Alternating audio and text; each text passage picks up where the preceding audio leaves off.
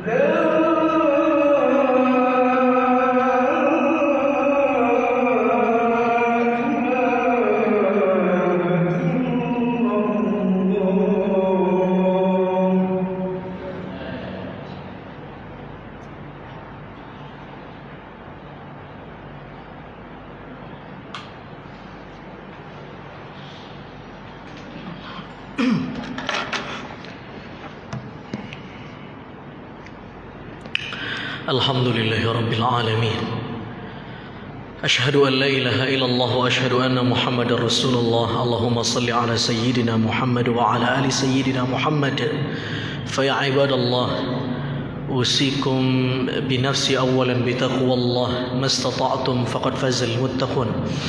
Faqala ta'ala a'udzu billahi as-sami'il 'alim minasy syaithanir rajim. Bismillahirrahmanirrahim. وتزودوا فإن خير الزاد التقوى واتقوني يا أولي الألباب. صدق الله مولانا العظيم. Jamaah sidang salat Jumat yang dimuliakan oleh Allah Subhanahu wa taala. Hari ini kita berada di Jumat penghujung bulan Sya'ban menuju bulan suci Ramadan. Ramadan Karim, bulan yang dimuliakan oleh Allah Subhanahu wa taala, yang menjadi kemuliaan buat kita juga. Man shama ramadhana imanan wa ihtisaban ghufira lahu ma taqaddama min dhanbih. Siapa yang berpuasa dengan keimanan dan dengan motivasi mengharap ridho Allah Subhanahu wa taala, digaransi oleh Allah Subhanahu wa taala melalui nabinya akan dihapus dosa-dosanya oleh Allah Subhanahu wa taala. Mudah-mudahan kita tidak hanya diberikan fasilitas Ramadan, tapi juga insya Allah mendapatkan ampunan Allah Subhanahu wa ta'ala. Ketika kita memasuki bulan suci Ramadan yang begitu mulia ini, ya, ada banyak di antara kita orang-orang beriman begitu sukacita menyambutnya. Tidak salah, bahkan wajar. Wajar karena begitu banyak teks-teks agama, baik Al-Quran maupun hadis, yang begitu memuji-muji bulan suci Ramadan.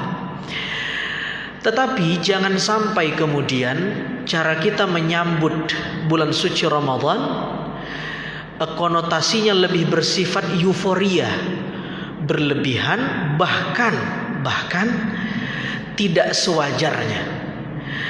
Karena itu saya ingin menyadur beberapa pendapat Imam Al-Ghazali, salah seorang tokoh sufi yang wafat 1111 Masehi.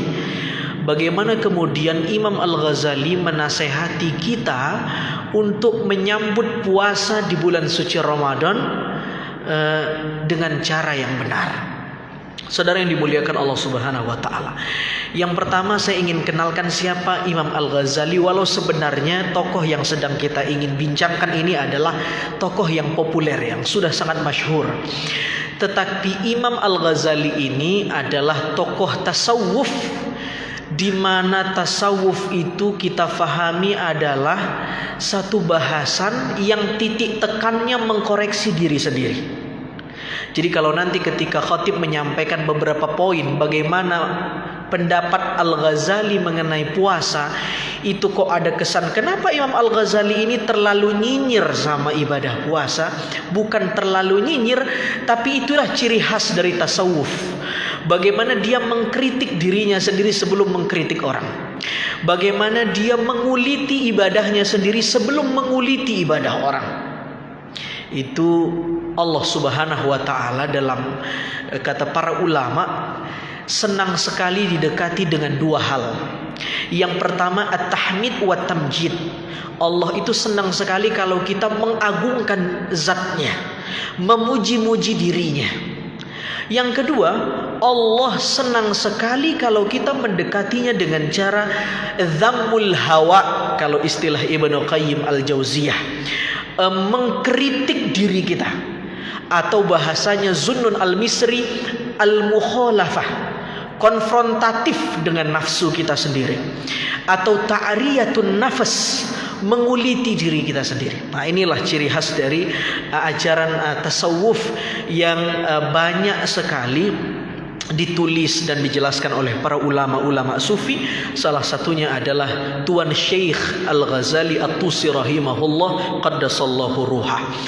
Saudara yang dimuliakan Allah Subhanahu wa ta'ala, paling tidak ada 3 poin bagaimana selebrasi kita menyambut Ramadan ini tidak jatuh pada euforia yang semu dan kamuflase, tapi lebih bersifat fungsional. 1, kata Imam Al-Ghazali, kita bisa temukan penjelasan Imam Al-Ghazali ini dalam kitab Bidayahnya.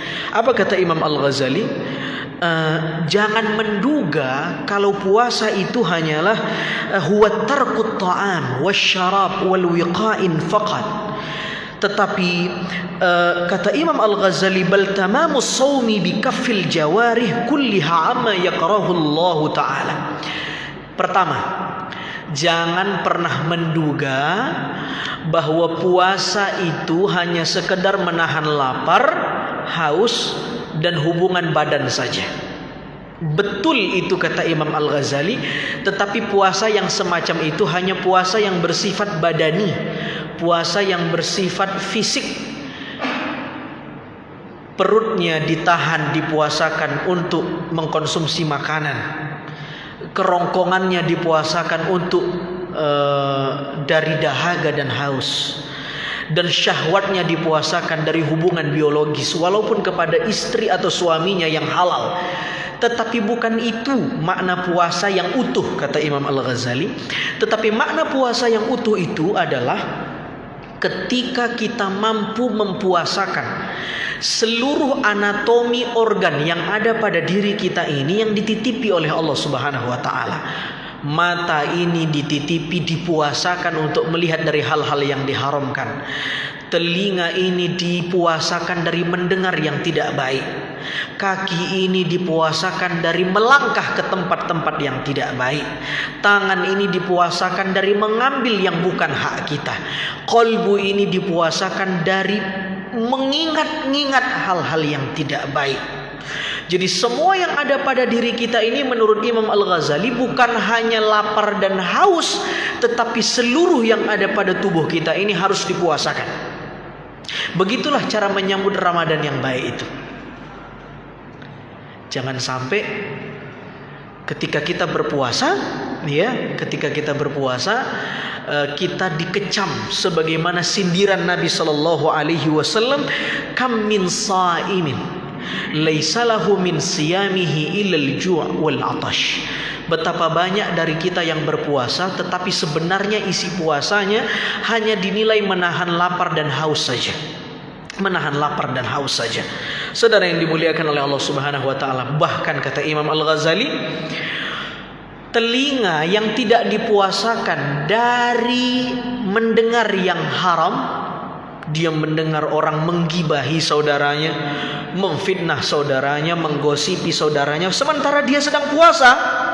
itu sama saja sebenarnya, dosanya sama seperti orang yang sedang ngomongin orang walaupun dia cuma mendengar. Apa sebabnya? Kata Imam Al-Ghazali, karena sebenarnya orang yang mendengar gosip itu bukan karena dia tidak mau gosip, tapi sebenarnya yang dia sudah mau gosip diwakili oleh orang lain. Bahkan dia menikmati gosip yang disampaikan oleh saudaranya itu. Sehingga meski dia cuma mendengar bukan berkata-kata, tetapi dosanya sama derajatnya dengan orang yang melakukan fitnah, gosip, gibah dan lain-lain. Saudara yang dimuliakan oleh Allah Subhanahu wa taala, pertama berarti menyambut puasa menurut versi Al-Ghazali, puasakan seluruh organ kita, baik yang zahir, yang lahir maupun yang batin, baik mata, kaki, telinga, tenggorokan, kerongkongan, perut, syahwat, kalbu, pikiran dan lain-lain sebagainya. Yang kedua, jamaah sidang salat Jumat yang dimuliakan oleh Allah Subhanahu wa taala, kata Imam Al-Ghazali, jangan juga kita euforia dalam berbuka puasa.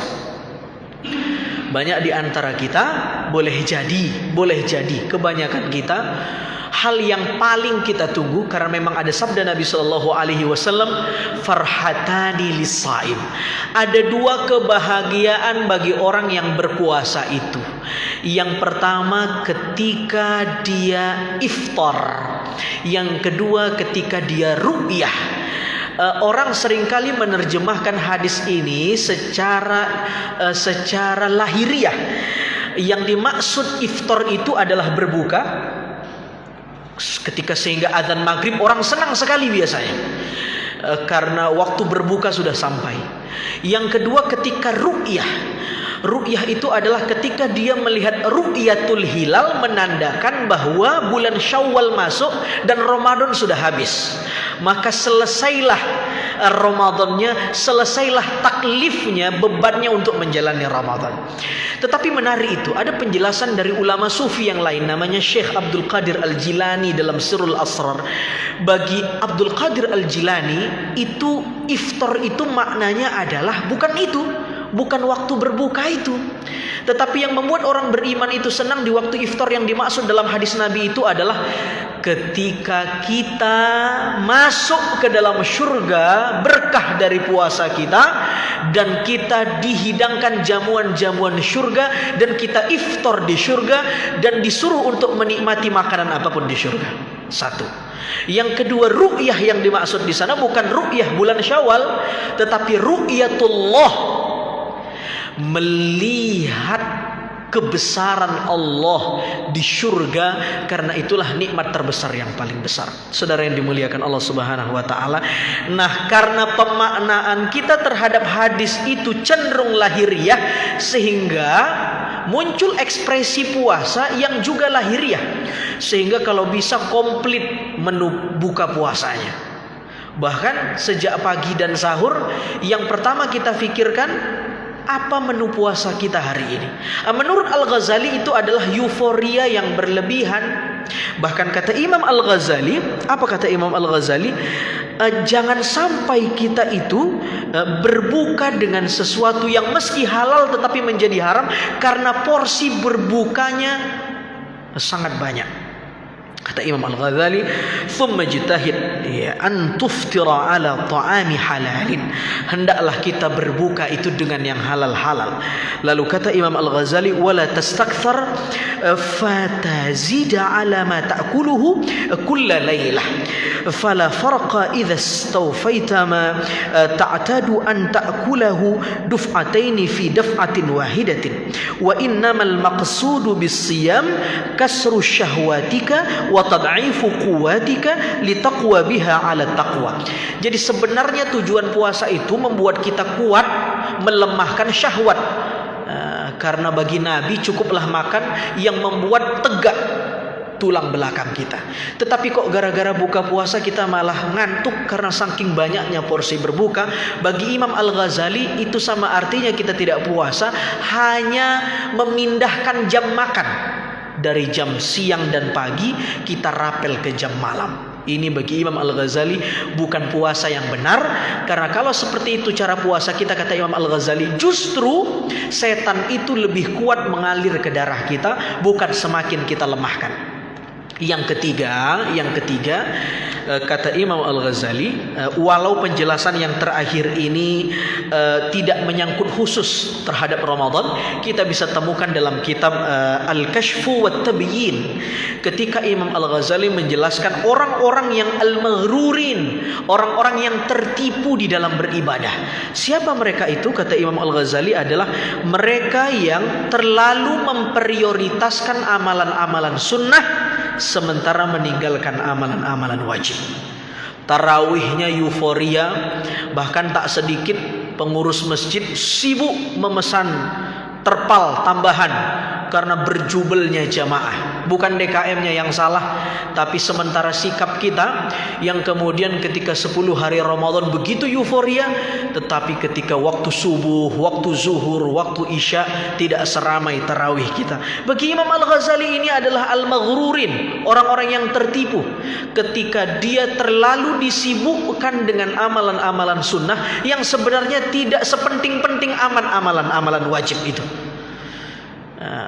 Ini bukan berarti amal sunnah tidak penting. Penting bagi kata Nabi Shallallahu Alaihi Wasallam, amalan-amalan sunnah itu fungsinya adalah al-mukammil, penyempurna, penambal.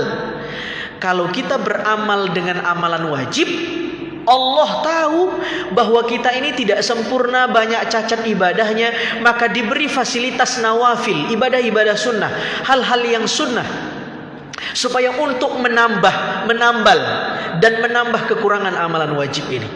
Tetapi orang yang cuma beramal dengan amalan sunnah tetapi meninggalkan amalan wajibnya, samalah dia ke tukang tambal ban, tapi sebenarnya dia tidak membawa ban mana yang bocor ke tukang tambal itu, sehingga tidak ada yang perlu ditambal karena dia tidak beramal.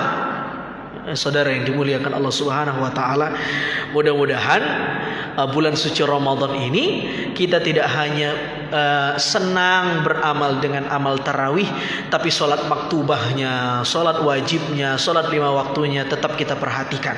Tidak hanya sibuk kejar bacaan bagaimana hatam 30 juz selama Ramadan, tapi lebih dari itu kita juga mampu mentadaburi Al-Quran yang levelnya lebih tinggi, menghayati maknanya, bahkan mengamalkan isi kandungan Al-Quran itu. Saudara yang dimuliakan oleh Allah Subhanahu wa taala, juga mudah-mudahan kita tidak sibuk hanya sedekah sana sedekah sini yang hanya sekedar sunnah, tetapi kita melupakan zakat fitrah misalnya. Mudah-mudahan bermanfaat. Inilah 3 kritik Imam Al-Ghazali agar kita tidak terjebak pada euforia Ramadan yang pada akhirnya membuat kita menjadi orang yang tertipu di bulan suci Ramadan. Aqulu qawli hadza wa astaghfirullah li wa lakum wa lisairil muslimina wal muslimati wal mu'minina wal mu'minat wa yafuzal mustaghfirina wa yanajatat taibin walhamdulillahi rabbil alamin.